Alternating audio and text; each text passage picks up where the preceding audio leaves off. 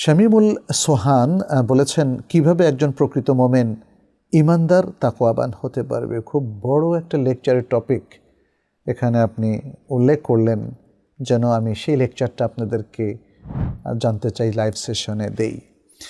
এখন এত বড় আলোচনা তো এখানে করা যাবে না, এটা অনেক বড় আলোচনা। তবে একজন প্রকৃত মোমেন, তার বৈশিষ্ট্যই হচ্ছে তাকওয়ার উপর চলা। একজন মোমেন সে তো ইমানদার হবে, তাই না? ইমানদার না থাকলেও তার সে মোমেন হলো না। মোমেন মানে বিলিভার, ইমানদার।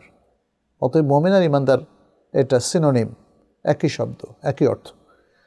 কথা হচ্ছে ইমানদার তাকওয়া কি করে অর্জন করতে পারবে। তাকওয়ার সংজ্ঞাটা সামনে রাখলেই আমরা সহজে বুঝতে পারবো কিভাবে একজন মোমেন মুত্তাকি হতে পারে।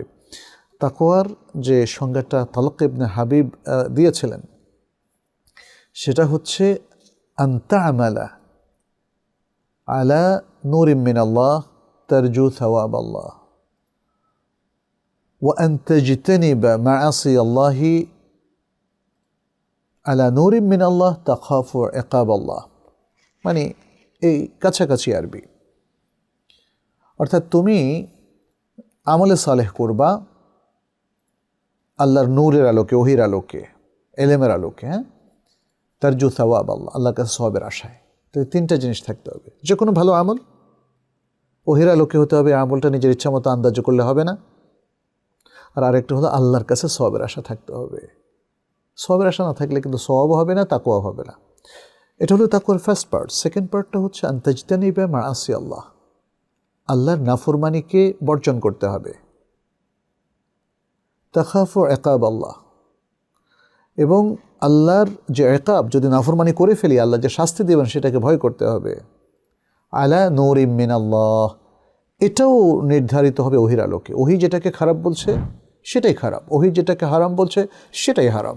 অতএব এই ধরনের খারাপ এবং হারাম কাজগুলোকে বর্জন করতে হবে আল্লাহর শাস্তি থেকে রক্ষা পাওয়ার জন্যে। এটা হলো তাকওয়া। আমার প্রিয় ভাইদেরকে বলবো, শামীমুল সোহান আপনাকেও বলছে, তাকওয়ার এ হচ্ছে মূল ফোকাস, সংজ্ঞা, ডেফিনেশন। অতএব সেই সংজ্ঞাটা অর্জন করুন, তার উপর ভিত্তি করে আমল করুন। আপনি জীবনের সব কাজকে আমল সালে বানিয়ে নিন। নূর, আল্লাহর নূরের আলোকে, অর্থাৎ ওহির আলোকে যদি জীবনের সব কাজ করেন, তাহলে আপনার জীবনের সব কাজ, কোনো কাজে বাদ থাকবে না, সব আমলে সালে হয়ে যাবে। আর প্রত্যেকটা কাজের পিছনে আপনি আল্লাহর কাছে রিওয়ার্ড, রিমুনারেশন, সওয়াব আশা করবেন না। তাহলে আপনার জীবনের সব কাজ ইবাদত হয়ে যাবে, আমলে সালে হয়ে যাবে। এটা ইসলামের ফর্মুলা। আর দ্বিতীয় হচ্ছে, আল্লাহ যত কাজ নিষিদ্ধ করেছেন, হারাম করেছেন, যত কাজ তিনি অপছন্দ করেছেন, রাসূল সাল্লাল্লাহু আলাইহি ওয়াসাল্লাম নিষেধ করেছে, হারাম করেছে, সবগুলোকে সর্বতোভাবে বর্জন করবেন। তাহলে তাকওয়ার আলা দরজায় আপনি পৌঁছে যাবেন। আল্লাহ যেন আপনাকে, আমাকে, আমাদের সবাইকে মুত্তাকি হওয়ার তৌফিক দান করেন। আমিন।